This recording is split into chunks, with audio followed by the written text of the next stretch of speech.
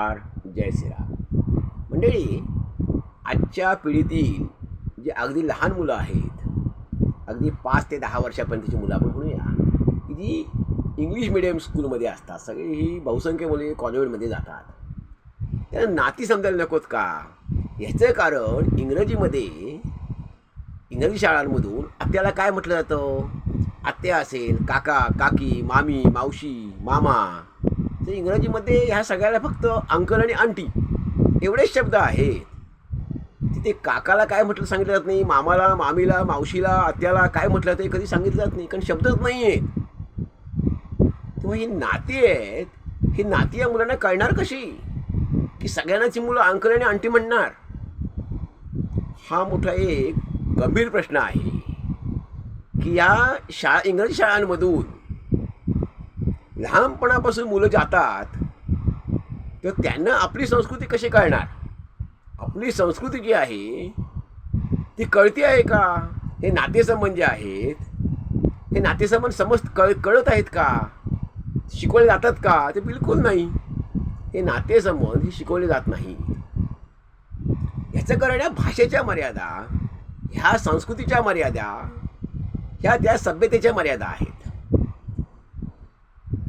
मंडळी, नुकतंच माझ्या एका मित्राच्या मुलाला, तो आता 6 वर्षाचा आहे, त्याला सहज मी असं म्हणालो की काय रे बाबा, आईच्या भावाला काय म्हणतात? त्याला कळलं नाही. वडिलांच्या भावाला काय म्हणतात? त्याला कळलं नाही. काका कोणाला म्हणतात? त्याला म्हटलो. मामा म्हणजे कोण? तर मामा म्हणजे त्याला कोणाला म्हणतात ते कळलं नाही. काका कोणाला म्हणतात कळलं नाही. मावशी कोणाला म्हणतात ते माहीत नाही. आत्या कोणाला म्हणायचं तेही माहीत नाही. म्हणजे ही नाती जर माहीत नसतील, तुम्हाला कळलीच नाही, तर नाती टिकणार कशी? लहानपणापासून मुलांच्या मनावर नाती बिंबवावी लागतात. आणि ह्यापुढचं उत्तर काय आहे की शाळेत शिकवलं जात नाही. हे शाळेत शिकवलंच नाही कधी मुलांना. त्याच्या पालकांना जेव्हा मी विचारलं काय तुमच्या मुलांना नाती माहीत नाही आहेत? आत्या कुणाला म्हणायचं, मामा कुणाला म्हणायचं, काका कुणाला म्हणायचं, मावशी कुणाला म्हणायचं, हे तुमच्या मुलाला माहीत नाही आहे? त्यांचं उत्तर हास्यास्पद आहे.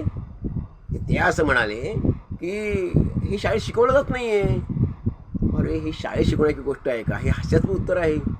ही गोष्ट शाळेत शिकवण्यासारखी आहे का? शाळेत नाती शिकवली जाणार आहेत का?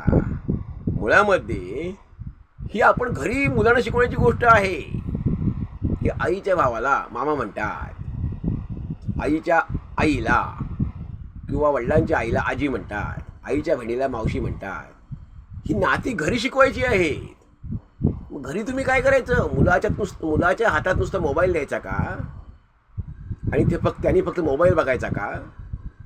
एवढंच काम? आणि मोबाईल बघून कंटाळून झाल्यावर झोपणार मूल.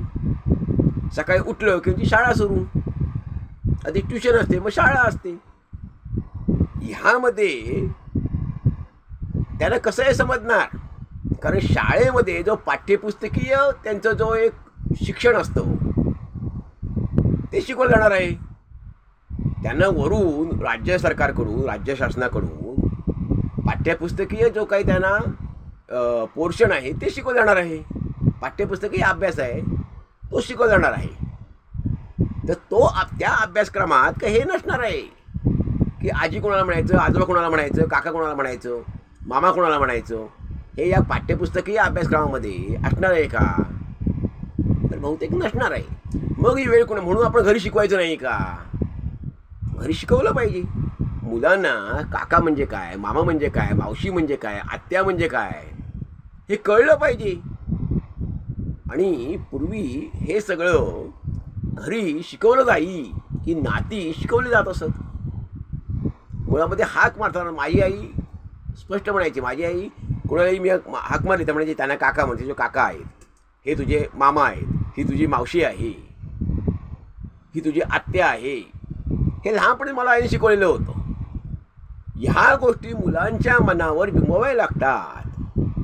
नाहीतर हे नातेसंबंध मुलांना कळणारच नाही. ते टिकतील कशी? म्हणजे आज आपण म्हणतो नातेसंबंध राहिली नाही आहेत, नाती टिकत नाही आहेत. आजच्या जमान्यामध्ये, या काळामध्ये, ह्या संगणकीय युगामध्ये मनुष्य पूर्ण हरवून गेला आहे, स्वतःला हरवून गेला आहे. त्याला नाती वगैरे काय, प्रेम भावना काय राहिलेली नाही. पण ह्याचा जे दोष आहे तो आपल्याकडेच येतो. आपण दुसऱ्या दोष काय देणार? आपल्या संस्कृतीचं रक्षण हे आपणच केलं पाहिजे. भले दुसरी कोण आपलं आक्रमण झालंय, त्या आक्रमणाचा मुकाबला आपल्याला करायचा आहे. त्यासाठी आपण सक्षम व्हायला, पालकांनी सक्षम व्हावं लागेल आणि पालकांनी मुलांना नातेसंबंध शिकवायचे आहेत. ही जबाबदारी पालकांवर आहे, शाळांवर नाही आहे. शाळांवर पण आहे, शाळेने हात झटकून चालणार नाही आहे, पण तरी मुख्य जबाबदारी ही पालकांवर आहे की मुलांना नातेसंबंध शिकवण्याची. मामा कोणाला म्हणायचं, काका कोणाला म्हणायचं, काकी कोणाला म्हणायचं, तर पण नाती राहणार आहे. नाती शिकवलीच नाही तर नाती टिकतील कशी? नात्यांमध्ये प्रेम कसं निर्माण होईल, एकमेकांकडे येणं जाणं कसं होईल आणि भावना कशी राहील? त्यामुळे नात्यांमध्ये भावना राहण्यासाठी, भावना टिकण्यासाठी मुख्य नाती ही मुलांना शिकवावी लागते. की काका कोणाला म्हणायचं, मामा कोणाला म्हणायचं, मावशी कोणाला म्हणायचं, हे शिकवावं लागेल. हे शाळेमध्ये शिकवलं जाणार नाही आहे, पालकांनी स्वतः शिकवावं लागणार आहे. मंडळी, ह्याच्या शिक्षण पद्धतीविषयी आणि ह्या नातेसंबंधांविषयी आपल्याला काय नक्की वाटतं? आपण जरूर आपला अभिप्राय द्यावा. धन्यवाद. जय हिंद, जय भारत.